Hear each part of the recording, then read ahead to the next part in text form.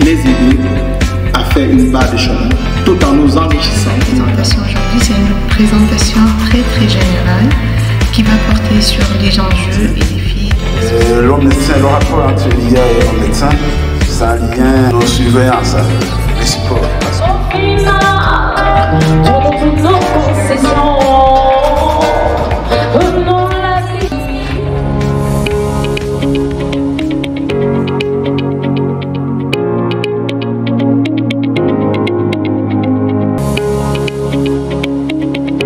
Et repenser notre société. Ces technologies, vous le savez, bien qu'impressionnantes,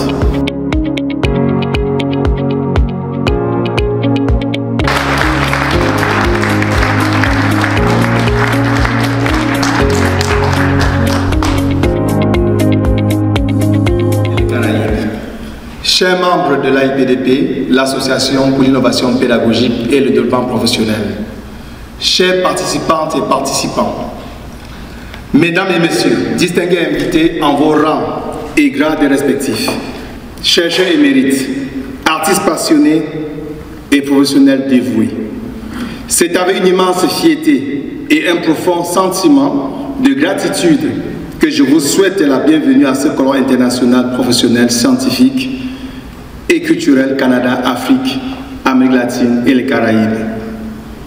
Sous le thème « Enjeux et défis de la société à l'ère du numérique et de l'intelligence artificielle ».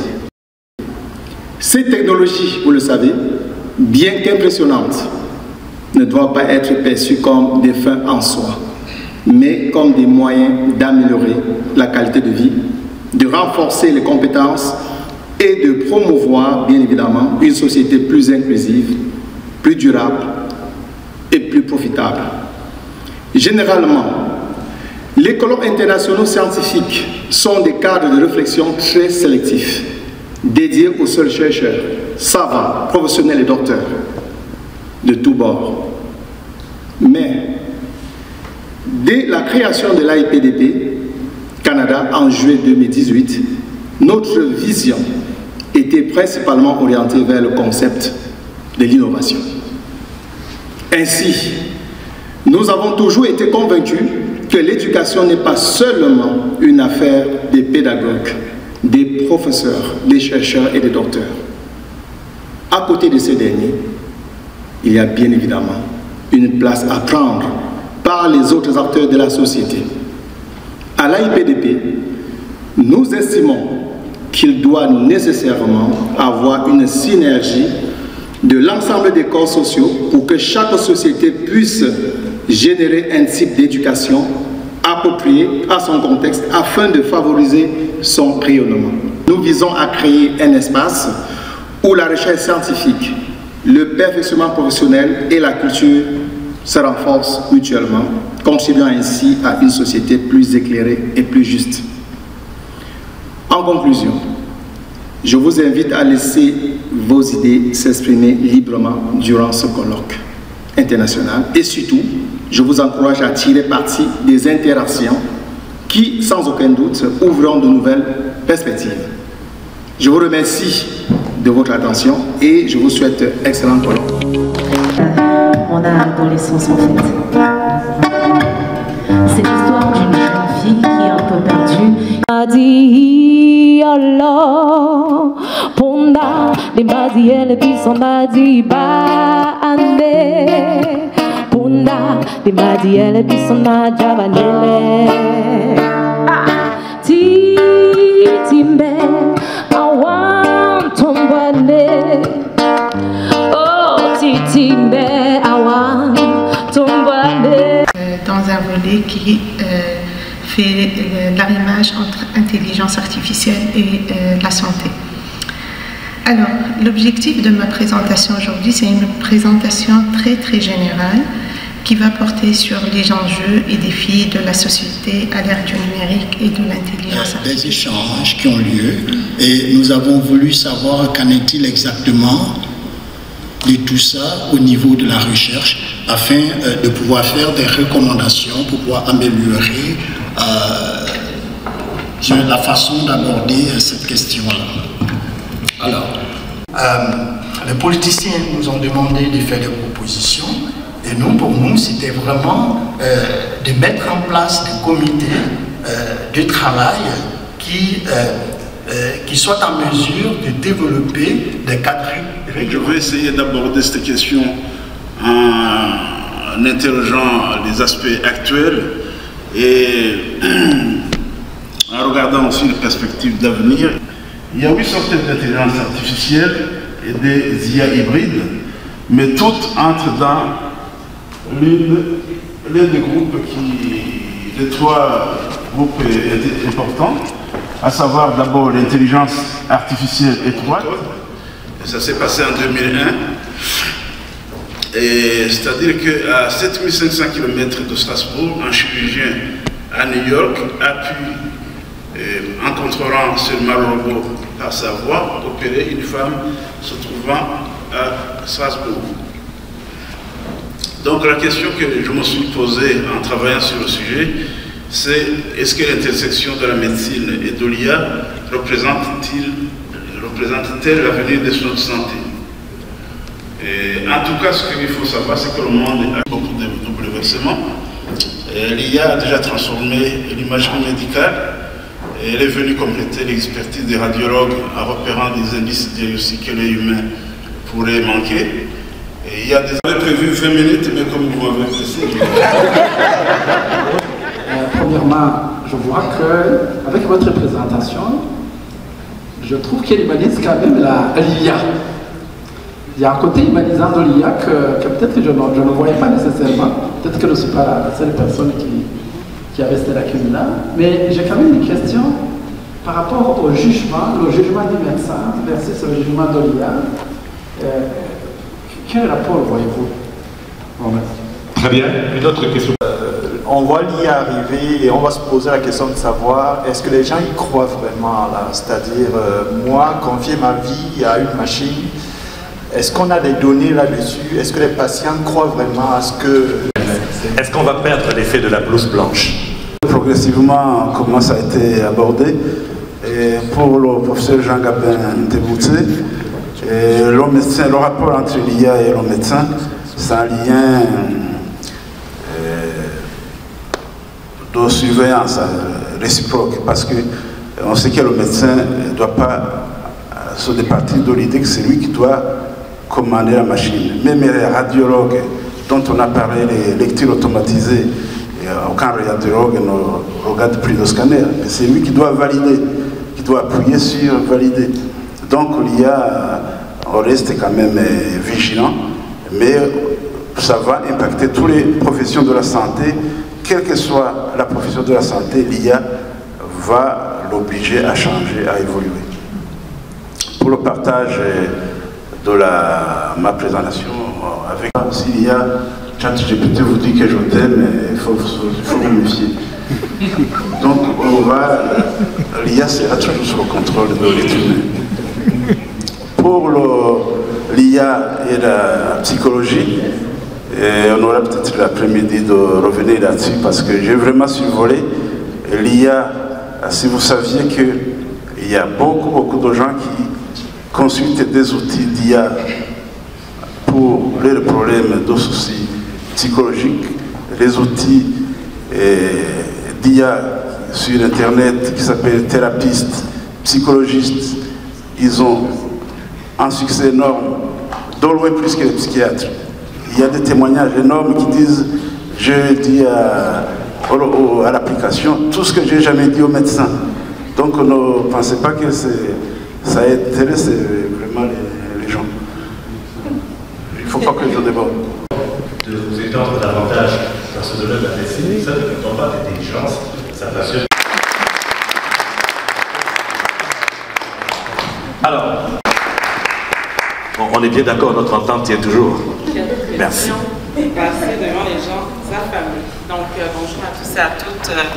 Bienvenue à cette présentation qui va porter sur les défis et les enjeux rencontrés par les personnes noires dans le développement des technologies liées à l'intelligence artificielle. Donc, on en parle aujourd'hui. Je pense qu'on vit dans une société, puis avec l'intelligence artificielle, on le voit de plus en plus avec ces biais qui se répètent. J'ai beaucoup aimé l'intervention. On disait, bon, on fait venir des personnes des sciences humaines, des sciences sociales de plus en plus dans les équipes de développement de ces technologies-là, mais ça ne se fait pas encore assez.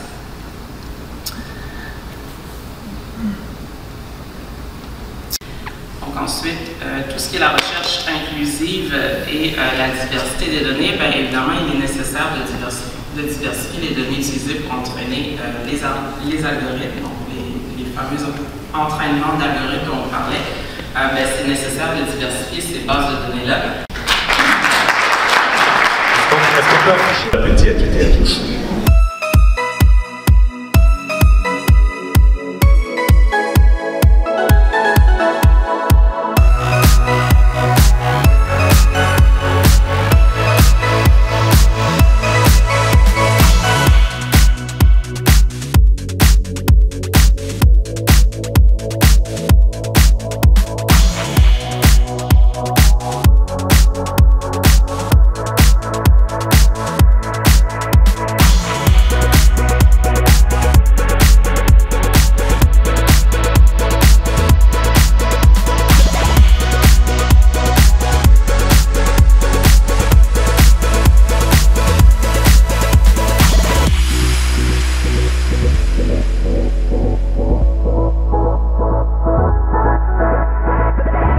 Ingénieur informaticien et je suis vraiment très impressionné par la qualité des gens qui présentent parce qu'ils maîtrisent vraiment le sujet et j'ai bien compris ce que c'est l'intelligence artificielle par rapport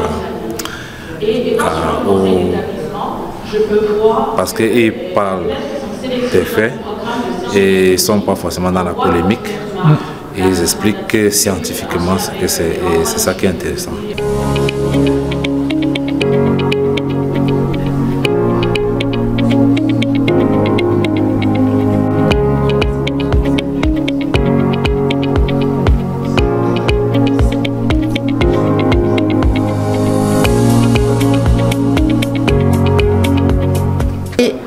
Et je dis qu'aujourd'hui c'était l'ouverture de la science. On a eu beaucoup de présentations très intéressantes en ce qui concerne l'intelligence artificielle qui est une des thématiques les plus prisées de l'AIPDP. Donc voilà, l'intelligence artificielle est au cœur du développement aujourd'hui et c'est intéressant de se pencher sur cette thématique-là, quitte à voir les enjeux et puis les défis que ça pose à la société moderne de 2024. Voilà. C'est très intéressant, le colloque est vraiment intéressant, surtout qu'il permet de toucher du doigt les réalités de l'intelligence artificielle. Donc on voit dans différents sens, différents domaines dans lesquels on peut l'utiliser et on voit vraiment que ça pourrait aider à booster le développement, le changement, surtout pour nous les enseignants, pour ce que nous pouvons faire avec nos apprenants et aussi pour notre formation continue. C'est très intéressant. Une fois encore, merci. Merci, bye. Ça se passe très bien, Florent. Et une réaction à l'événement, comment ça se passe? C'est le type d'événement qu'on ne veut manquer sous aucun prétexte. Parce qu'on vient ici allier les praticiens, c'est-à-dire les professionnels, aux hommes de science, en plus de la culture. Qui a envie de rater ça? Et quand je parle de culture, je parle de djembé, de percussion. Alors, des domaines pour lesquels on n'exige pas d'équivalence de diplôme. On est toujours très content d'être dans ce type de moment. Merci Florent. Merci beaucoup. Écoute, c'est toujours une joie immense de participer au colloque de la IPDP que j'ai vu naître, grandir et je pense qu'on se dirige tranquillement vers la maturité. Et on avait toutes les présentations qui abordent des enjeux de l'heure, en particulier les enjeux liés à l'IA, les possibilités, les enjeux, toutes sortes d'enjeux, notamment on voit les enjeux aussi liés à les enjeux éthiques, les enjeux de justice cognitive, les enjeux au niveau de la santé, mais quand même des possibilités aussi, des possibilités. Et ce qui est important, c'est que les gens se placent dans la perspective de l'apprentissage tout au long et au large de la vie. L'IA amène, je dirais, beaucoup de défis qui nous amènent à être vraiment en posture d'apprentissage permanent. Donc je pense que durant tout le colloque, on aura certainement beaucoup à apprendre et surtout qu'il y a un regard très interdisciplinaire. C'est une fertilisation croisée de plusieurs disciplines. C'est ça qui est rafraîchissant. Merci. Merci beaucoup. Oui, je suis très flatté, honoré de participer à ce colloque où on parle des enjeux de demain. La télémédecine et l'intelligence artificielle dont j'ai parlé va connaître un essor énorme et il est temps qu'on essaie d'apprivoiser ces enjeux et surtout qu'on pense comment résoudre les fractures notamment dans les sociétés à bas revenus en utilisant ces outils. Je vous remercie. Merci. J'ai beaucoup apprécié de belles conférences, de bons conférenciers, des gens sympathiques, des gens connaissants, des gens qui ont su très bien donner l'essentiel de leur prestation. J'ai beaucoup aimé. Merci. Alors bonjour à tous, donc moi je suis Awa, donc je participe au colloque international 2024 au Québec, donc organisé par l'AI-PDP. Alors merci encore pour cette excellente initiative, continuez le beau travail, on a besoin de nous, la relève est là et merci.